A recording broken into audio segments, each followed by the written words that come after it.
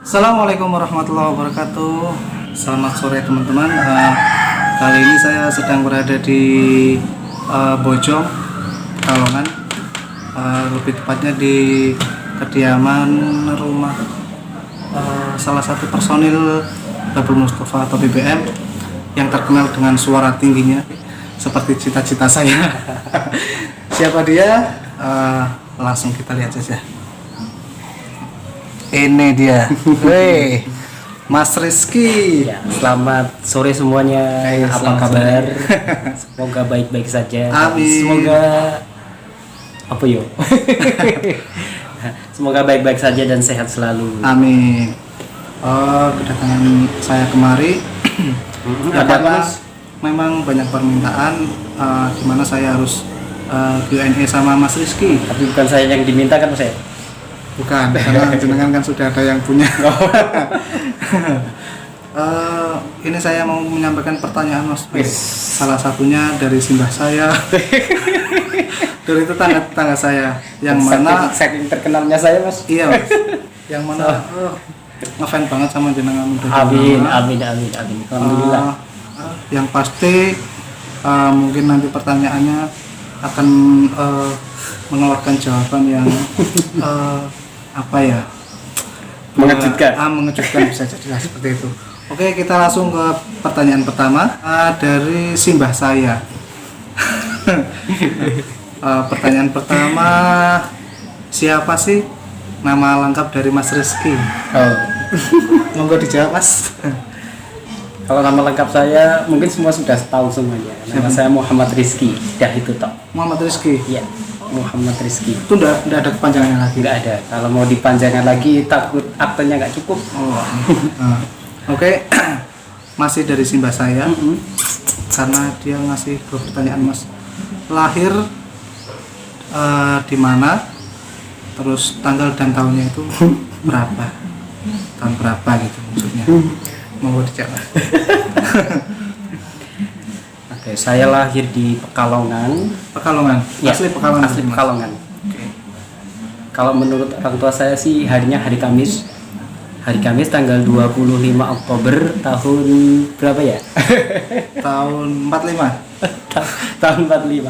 Tahun 45 ditambah 50 tahun lagi lah. Berarti 95 ya? Yes. 95. Mungkin kira-kira ya. Nanti bisa dicek di aktenya. Berarti masih muda Mas. Udah tua dong. Kalau tua pikirnya enggak apa-apa. Ya. Yang penting jiwanya tetap muda. Oke, siap. Oke, siap. Ini pertanyaan selanjutnya dari kakek saya. Pernah sekolah di mana? Berarti itu diurutin dari waktu dulu udah ada TK belum sih Mas? Belum, ada. Tapi alhamdulillah saya nggak melalui TK. Berarti langsung SD? Langsung SD. SD di SD Negeri Babalan Kidul. Babalan Kidul. Nah, di SD Babalan Kidul cuma ada satu SD-nya. Di SD Babalan Kidul, kemudian SMP-nya di SMP 1 Bojong. SMP 1 Bojong. Kemudian SMA-nya di Siwalan. Kemudian lanjut di Universitas Pekalongan. Berarti kuliahnya 2015. ambil apa itu Mas? Jurusan apa itu? Fakultas Ekonomi untuk prodinya manajemen dan bisnis. Berarti pinter bisnis ya? Ya. Ya manajemennya juga. Amin. Semoga. Biar nggak ditipu orang, sekarang kan banyak penipuan Mas. Yang penting enggak nipu pasangan aja. Dan selanjutnya ini ada pertanyaan. Jangan sulit-sulit lah Mas. Enggak, ini, lihat Mas. Pertanyaannya. Kalau sulit nanti dibikin kuis saja. Ini pernah mondok di mana? Aduh. Mondok ya Mas. Kebetulan jujur nih Mas. Kalau saya itu nggak pernah mondok. Iya. Nggak pernah mondok. Cuma ya ngaji-ngaji aja, ikut-ikut ngaji di sana di sana. Untuk mondok yang nginep itu nggak pernah. Yang nginep sampai berapa tahun, setahun, 2 tahun itu nggak pernah. Cuma ngaji aja. Ngaji di pesantren itu biasa. Nah, biasanya kalau dulu zaman sekolah itu setiap malam. Nah, di Kedung Uning. Terus pertanyaan selanjutnya mulai berkarir di dunia hantu itu sejak tahun berapa? Menarik ini mas. Dari tahun berapa? Ini agak panjang mas ceritanya. Itu enggak apa-apa. Aku karena ya Jawabannya panjang nggak apa-apa. enggak apa-apa. Saya siap menerima curhatan jenengan. Oke. Oke mas. Jadi ada sedikit curhat. Iya enggak apa-apa mas. Curhat nggak apa-apa. Yang penting jangan sambil nangis ya. Enggak. Jadi gini ceritanya. Gimana? Pas selesai SMA itu saya nggak langsung kuliah. Oh, Nggak langsung kuliah. Saya kerja dulu di Tangerang. Tangerang. Di Tangerang. Berarti pernah merantau ya? Ya, pernah merantau 1,5 tahun. 1,5 tahun. 1,5 Kira-kira tahun. 1,5 tahun. Kemudian dulu kan teman-teman saya banyak yang kuliah. Yang satu angkatan dengan saya. Yang satu angkatan dengan saya. Dulu itu kan masih zaman-zamannya geng. Geng ya. Itu ada bertujuh kalau nggak salah mas. Bertujuh. Ya lumayan banyak. Ya, ceweknya 4, cowoknya 3 termasuk saya. Oh, ada ceweknya juga. Ada. Dulu itu kalau pulang sekolah, berangkat sekolah SD, pulang sekolah juga bareng-bareng bertujuh itu. Kan Kompak lumayan berarti, jauh, lumayan jauh. Saya di paling timur dan SD-nya di posisinya paling barat. Gitu. Oh. Jalan kaki dulu mas, nggak kayak Jalan zaman kaki. sekarang serba kan dijemput orang tuanya. Pulang pergi diantar. Tapi pulang sebenarnya di situ ada keseruan mas. ada keseruan. Iya. Jalan kaki dulu. Sampai SMA pun kebetulan kalau SMA itu nggak semuanya dari bertujuh itu nggak semuanya Bareng. bareng, ada yang terpisah juga, ada yang terpaksa nggak melanjutkan sekolah juga. Akhirnya yang masih bareng itu berapa? 3 orang yang satu jurusan tapi beda sekolah. Dan akhirnya pas lulus SMA saya nggak langsung kerja. Saya nggak langsung kuliah, saya kerja dulu. Pas saya pulang 1 tahun kemudian kan saya pulang dari Tangerang, dari perantauan. Itu perasaan saya biasa aja mas, biasa aja. Terus? Karena saya kan seneng. Pede nih, saya udah kerja, udah punya duit gitu. Banyak. Amin, alhamdulillah. Pokoknya disyukuri banyak sedikitnya. Pas kemudian saya berangkat lagi lah merantau. Saya kepingin pulang nih mas. Belum ada 1 tahun, saya pingin pulang. Sekitar setengah tahun di perantauan saya ingin pulang. Pas kebetulan ada kesempatan pulang juga. Dengan alasan apa mas? Dengan alasan ya emang libur pas waktu itu libur. Kalau nggak salah libur hari Jumat, tanggal merah. Kemudian kan saya kerjanya sampai hari Jumat mas, hari Sabtu dan Minggunya itu libur. Sabtu dan Minggu itu libur. Kemudian kan bagi saya kan itu kan libur panjang lah 3 hari. Saya pulang.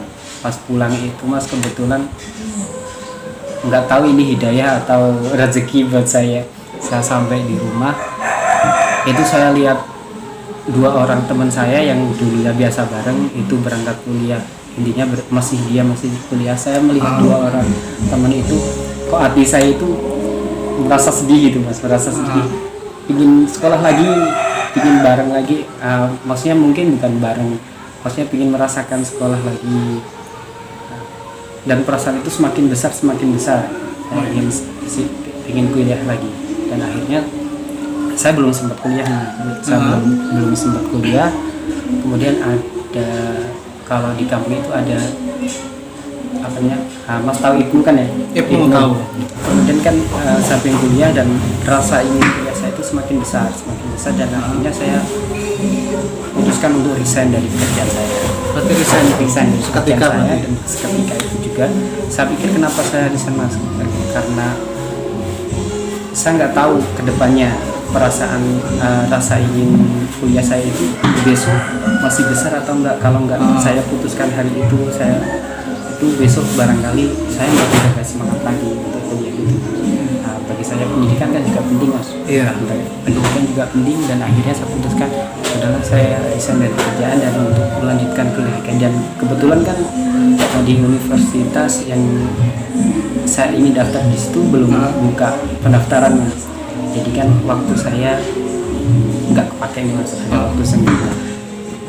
Yang seperti tadi di kampung kan ada ikatan pelajar Nahdlatul Ulama. Kebetulan di situ saya nganggur, nggak ada apa-apa. akhirnya saya ikut juga. Ikut serta Dan kebetulan setelah nggak lama saya ikut di organisasi tersebut, dari Ibnu itu yang PAC Ibnu Bojong itu mengadakan lomba hadro. Lomba hadro. Iya, lomba Itu hadro. tingkatnya berarti Tingkatnya kecamatan. Kecamatan. Nah, tingkatnya kecamatan. Sebelumnya sih saya udah ikut latihan juga, latihan.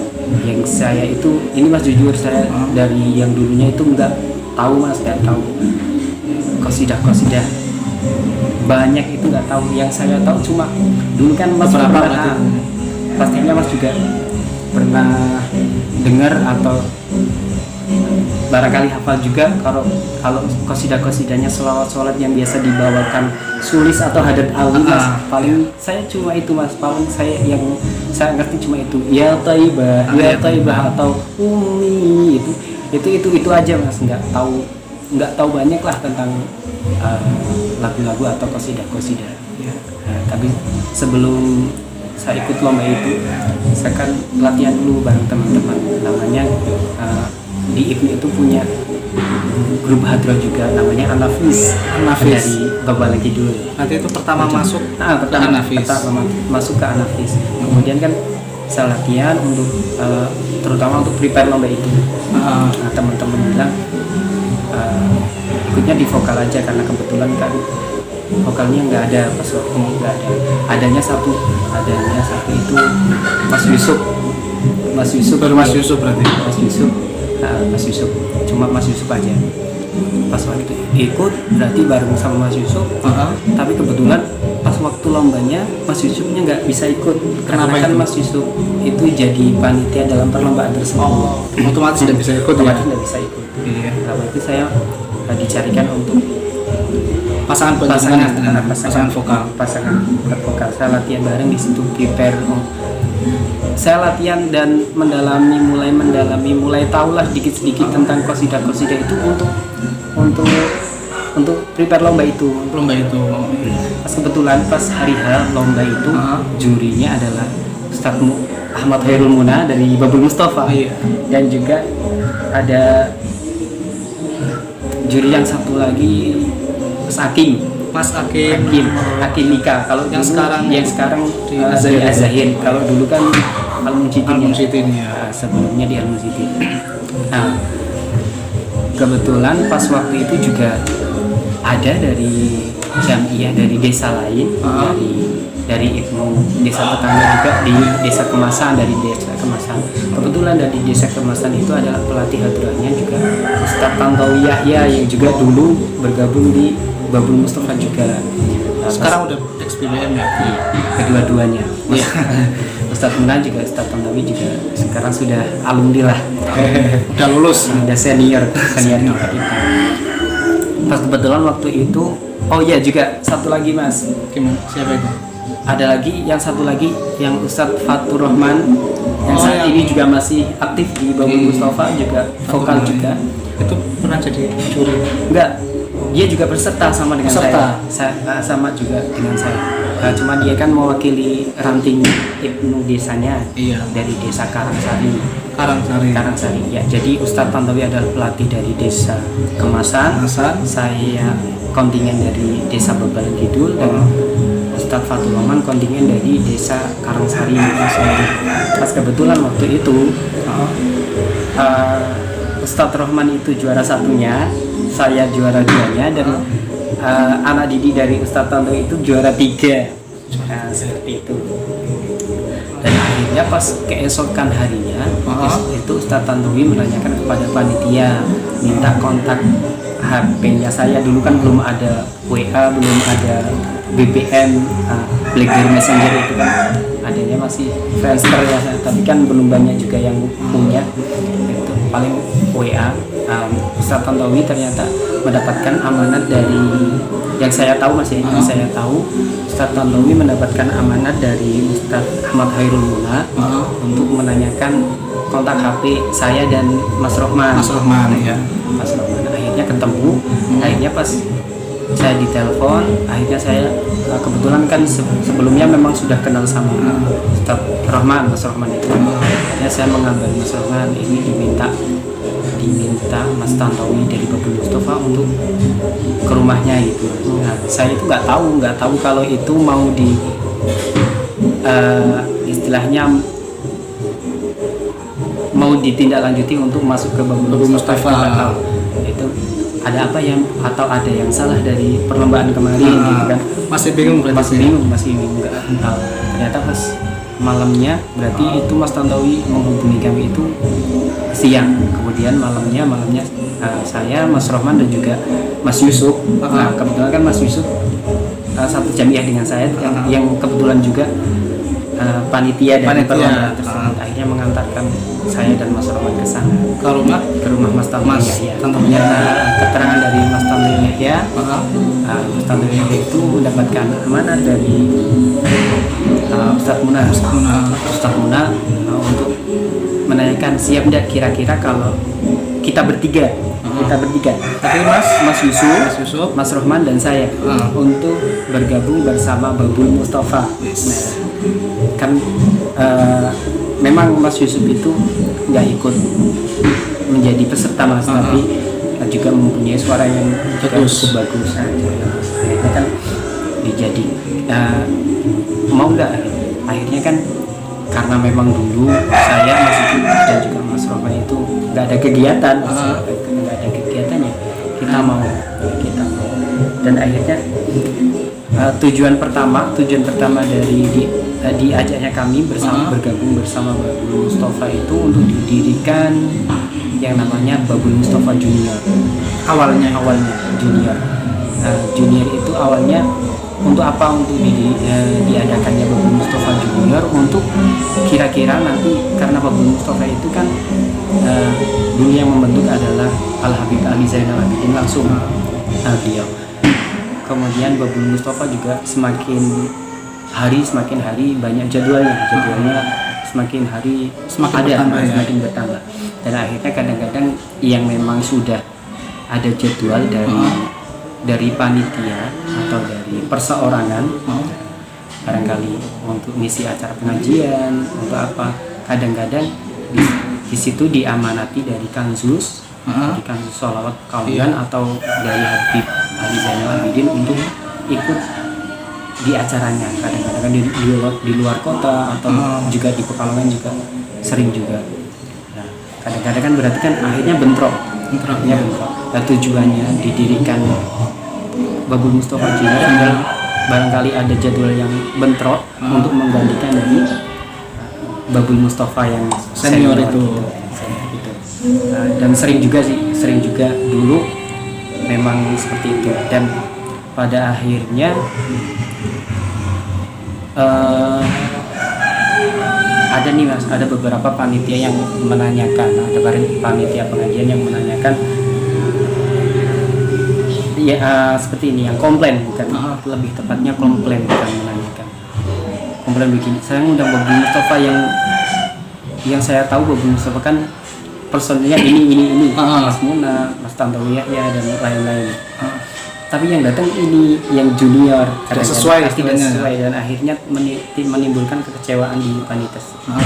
Dan akhirnya masukan dari pembina kami, Kiai Hadi Masyadi juga dan dan Habib Ali Zainal Abidin untuk tidak mengadakan lagi yang namanya Babul Mustafa Junior. Semuanya dijadikan satu. Berarti ditiadakan istilahnya lain. Dijadikan satu yang memang siap, ikut. Kecuali kalau memang luar kota kan kendala transportasi Mas ya, transportasi karena mobil itu kan muatannya berapa, kalau diikutkan semua juga nggak muat. Dulu kan juga terkendalanya dengan transportasi. Babul Mustafa dulu belum punya long sendiri, mobil sendiri ya. Masih di gitu. Nah, akhirnya Mas Yusuf yang bareng dengan saya kan 3 orang. Mas Yusuf dulu pas awalnya bergabung jadi satu bersama Babul Mustafa senior itu apa ya istilahnya, cuma vokalnya aja yang diikutkan, yang ikut terus. Untuk yang perkusi, untuk yang personil, untuk yang hadrohnya itu kadang-kadang cuma misalnya buat yang selang-seling inti, ya. yang iya misalnya yang inti, yang pokok itu sakit atau nggak bisa hadir karena halangan, itu biasanya digantikan yang junior gitu. Junior itu ya. Berarti yang diambil untuk inti itu istilahnya yang cuma vokal. Ya, kalau Yang vokal untuk yang kalau junior. vokal tujuannya biar apa ya, biar suaranya juga rata, biar kosidah yang biasa dibawakan Babul Mustafa itu biar familiar dulu, biar kenal dulu, seperti itu tujuannya. Dan akhirnya pas waktu itu akhirnya Mas Yusuf kan masih kuliah juga. Mas Yusuf akhirnya lulus wisuda, akhirnya dia langsung mendapatkan kerja. Karena dia bekerja akhirnya kan waktunya sulit untuk bagi waktu sulit. Akhirnya dia mundur setelah rekaman Mas, setelah rekaman album Babul Mustafa yang kedua. Berarti yang dulu Aini Part 2. Iya. Kalau barangkali Masnya penasaran lagunya Mas Yusuf yang apa, yang Salamun yang duet sama Ustadz Rahman. Salamun kami skill kita. Itu berarti yang bawakan Mas Yusuf. Mas Yusuf sama Mas Rahman. Akhirnya dia mundur. Kemudian karena satu dan beberapa hal juga yang nggak bisa ditinggalkan Mas Rahman, jadi Mas Rahman juga sempat break, yang masih bertahan saya. Akhirnya Mas Rahman gabung lagi dan sampai sekarang gitu. Dulu awalnya seperti itu. Dari perlombaan lah intinya, dari lomba ketemu sama jurinya yang langsung dari Babul Mustafa. Berarti itu tahun berapa sih Kak? Kalau nggak salah tahun 2000 apa ya? 2014 kan? 2014. Udah lama berarti, sekitar 6 tahun berarti sekarang. 2014. Nah, iya 2014 karena 2015 saya sudah mulai kuliah, saya mulai daftar. Ada lagi Mas? Banyak Mas. Ini pertanyaannya saya pilih-pilih ya Mas. Ini pertanyaan selanjutnya ini menarik ini pertanyaannya. Ya. Kak Rizky ini kan untuk tipikal suara itu kan cenderung ke pop ya. Iya. Kenapa Kak Rizky lebih memilih untuk menekuni olah vokal di majelis sholawat? Terus pernah ada dalam benak pikiran enggak sih buat mencoba berkarya dalam musik pop? Itu Mas. Menarik ini pertanyaannya. Ini kebetulan dari buyut saya. Monggo Mas dijawab. Boleh dijawab. Kenapa Mas ya? Iya. Suaranya pop ya. Tapi mau dan ikut serta mau. dalam majelis sholawat. Itu yang sebenarnya buat saya sendiri itu menarik. Ini serius Mas. Iya sih. Ya pertama yang seperti sudah saya jabarkan tadi Mas. Saya itu kan awalnya basicnya memang bukan dari sholawat. Dari kecil ya memang saya orang NU gitu Mas. Tahu sholawat itu salah satu amalannya orang NU. Cuma bukan orang NU yang gimana ya? Gimana ya? Ya saya yang biasa-biasa aja dulu gitu Mas. Kemudian saya masuk Ibnu, jadi saya semakin kenal NU dan akhirnya semakin cinta dan jadi kayak sudah mendarah daging gitu Mas. Dan kenapa saya suaranya yang tipikal suara saya begini? Kenapa akhirnya terjunnya ke dunia sholawat? Ya jujur dari dulu memang saya itu cuma pendengar Mas ya. Saya jadi sudah tadi juga katakan kalau dulu saya pertama kali ikut di dunia sholawat lewat grup Hadroh An-Nafis tersebut, saya juga paling tahunya pertamanya ya lagu-lagu yang memang sudah familiar, yang sudah dibawakan seperti Sulis, Hadat Alwi gitu, seperti yang Toibah atau lain-lainnya. Untuk keseharian saya biasanya pun sambil mau tidur pun Mas, saya mau tidur pun selalu turun. Saya pakai kalau dulu zamannya Walkman Mas, Walkman. Pernah punya Walkman berarti? Punya Mas. Walkman, atau kalau memang Walkman-nya baterainya habis, saya juga ada radio atau Walkman itu selalu di kuping Mas. Tiap malam. Iya, tiap malam. Kalau mau tidur itu? Kalau mau tidur. Yang saya dengarkan apa mas, lagu-lagu pop dulu, lagu-lagu pop. Kalau mau tidur, saya nggak mau bilang saya nggak bisa hidup tanpa musik. Di sini musik pop mas ya, musik pop. Saya nggak mau bilang seperti itu. Tapi kalau saya nggak dengarkan musik dalam satu hari itu, rasanya ada yang kurang. Apalagi kalau mau tidur mas. Kalau mau tidur itu kalau nggak dengerin musik, kalau sekarang kan udah banyak HP mas, HP kan sudah canggih. Mau tidur bisa play YouTube. Jadi sekarang pun kalau mau tidur pasti dengerin musik. Iya, sampai sekarang. Jiwanya emang jiwa musik ya. Sampai sekarang.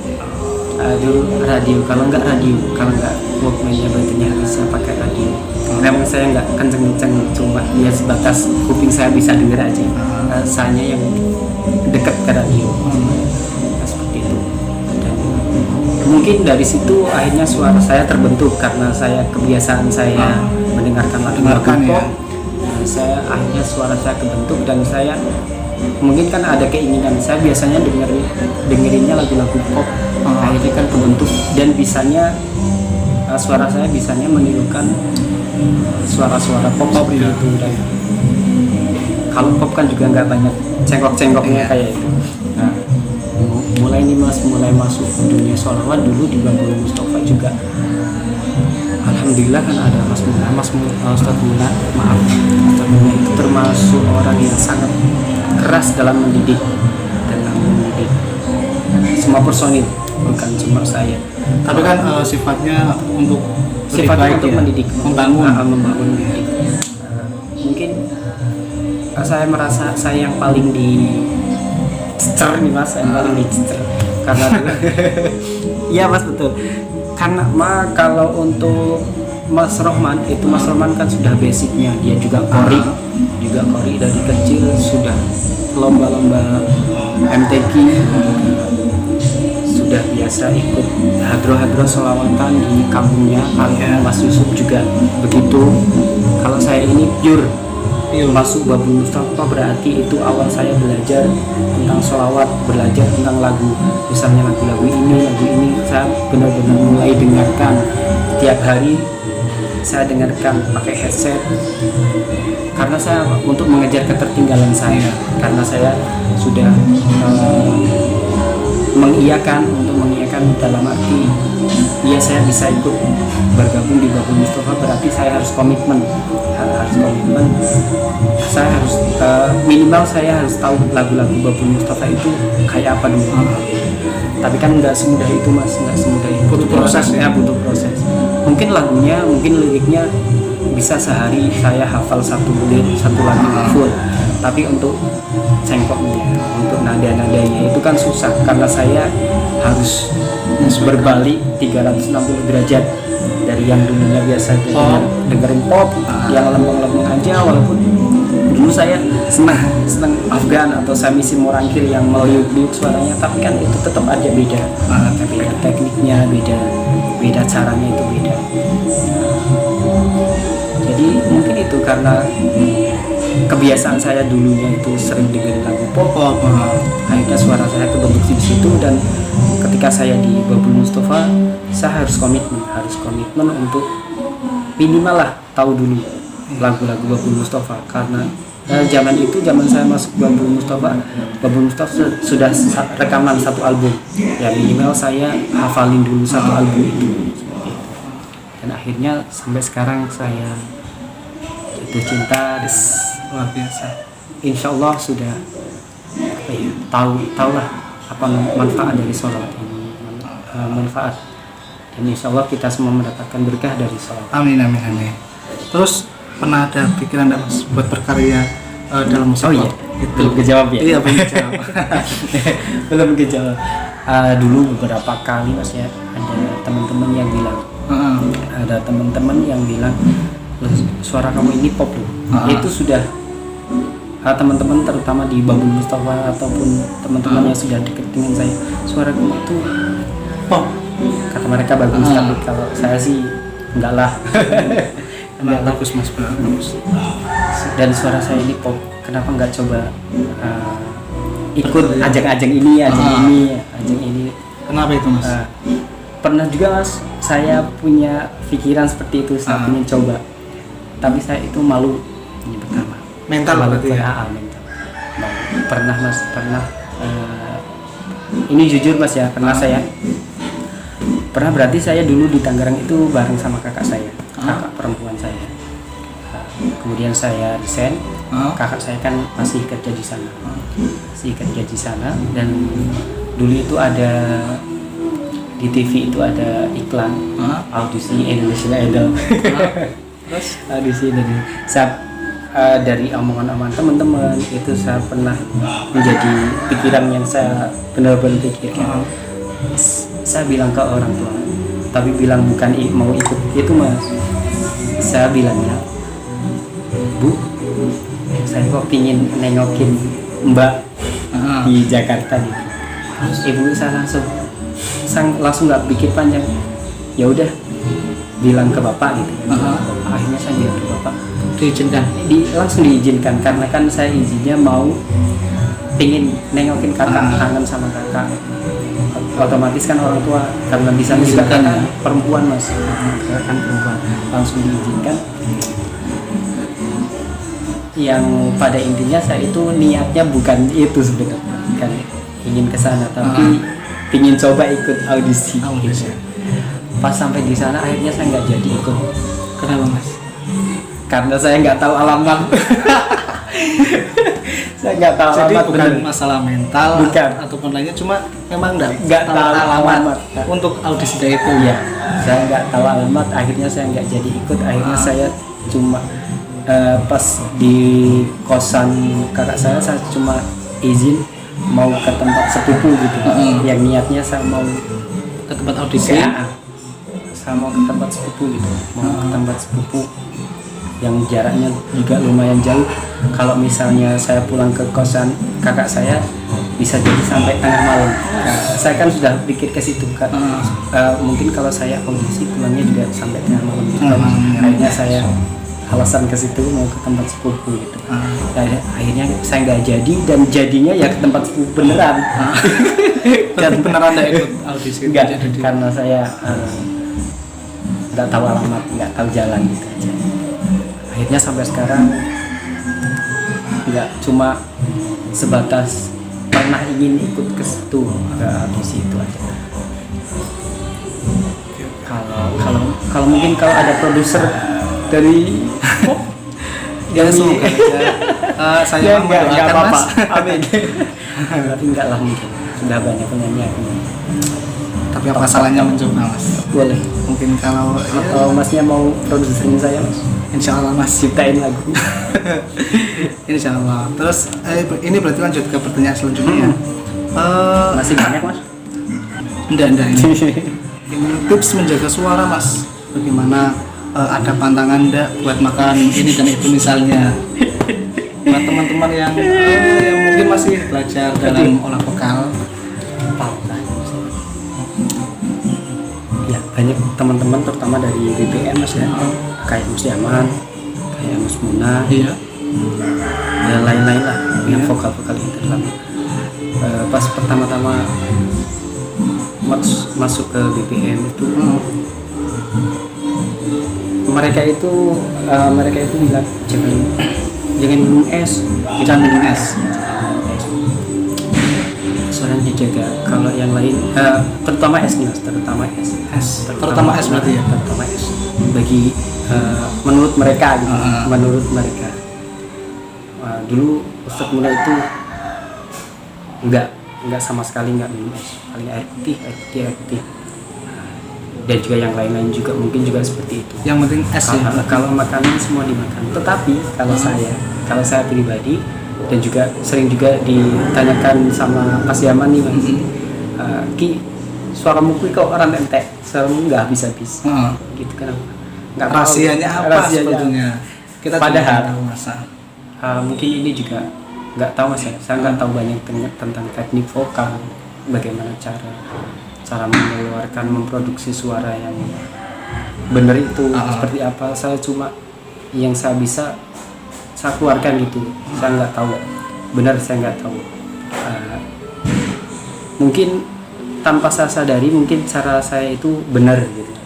Apa itu Mas? Iya nggak tahu Mas, maksudnya saya tanpa saya sadari cara saya mengeluarkan suara, mungkin di sini kan katanya terkenal dengan suara tinggi Ya. Nah, mungkin cara saya mengeluarkan suara tinggi ini caranya benar.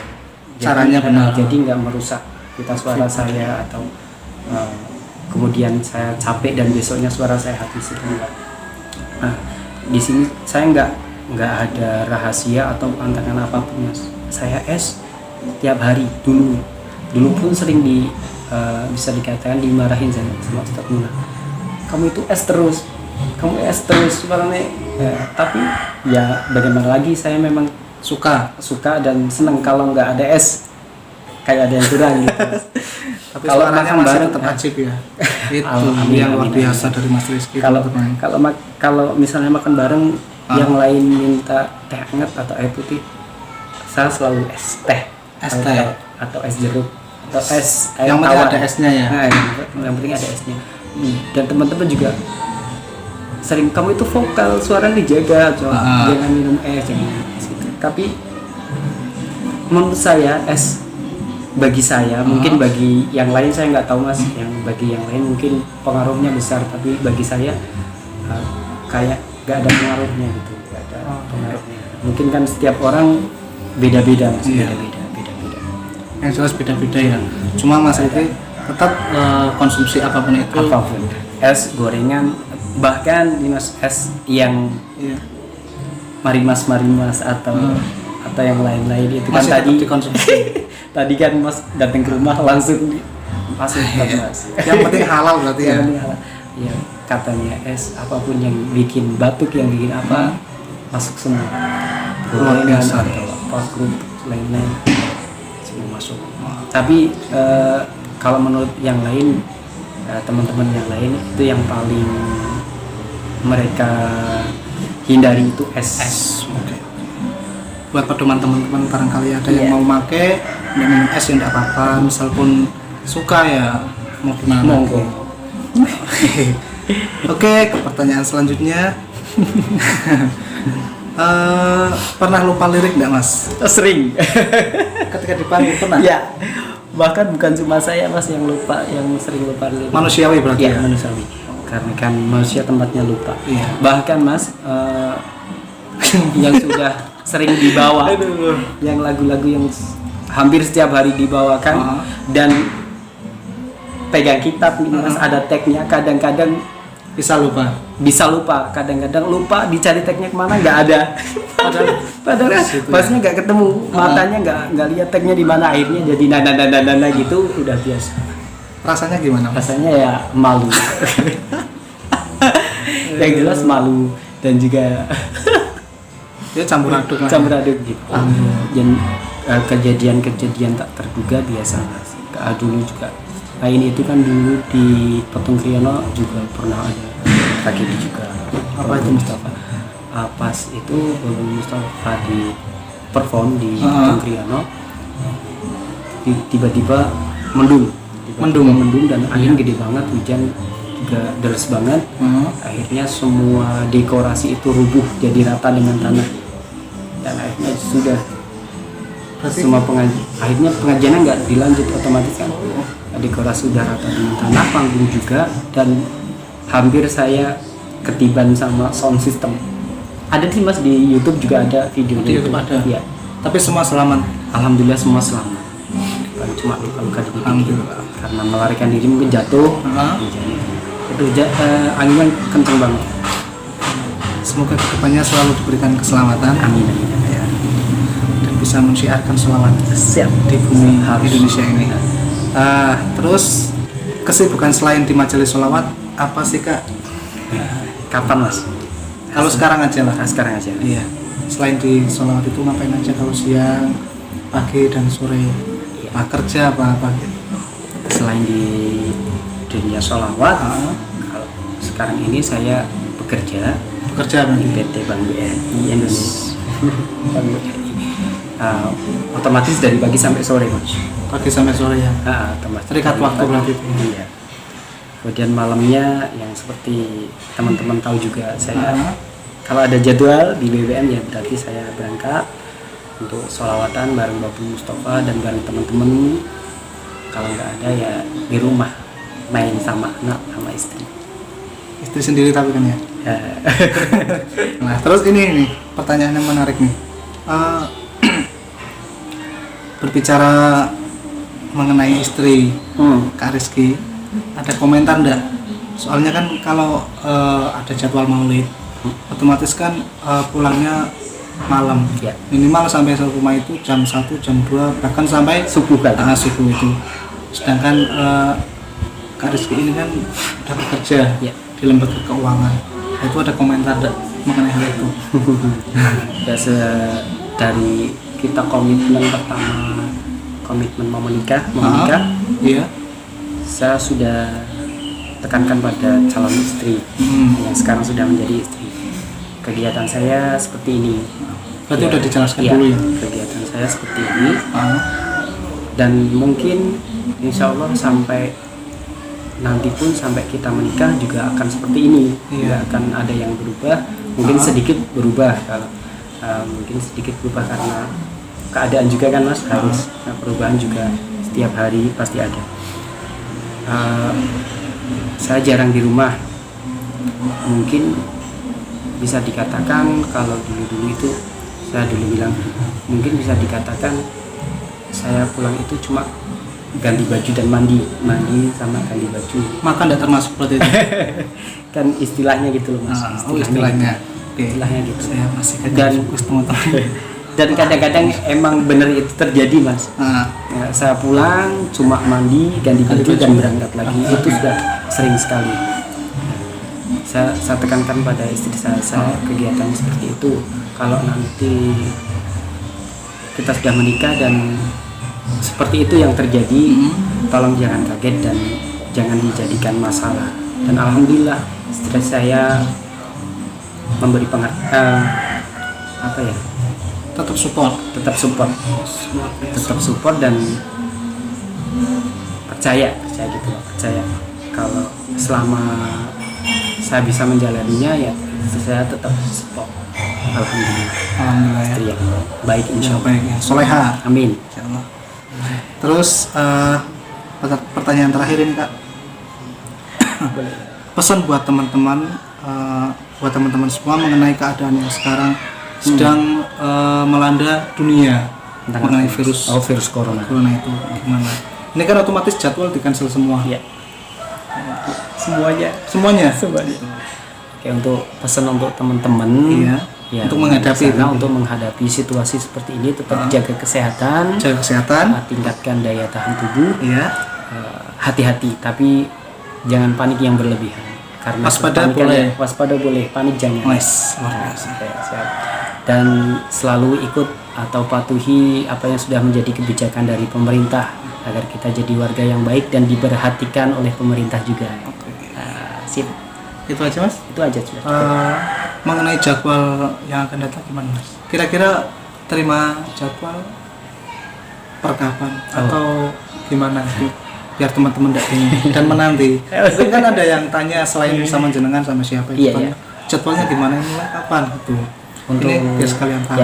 Untuk jadwal untuk sementara sampai menjelang Ramadan semua jadwal di cancel atau dibatalkan. Kita nggak tahu untuk kedepannya setelah Idul Fitri semoga keadaan sudah membaik dan amin. Jadwal sudah mulai jalan, kita bisa sholawatan bareng-bareng lagi. Amin.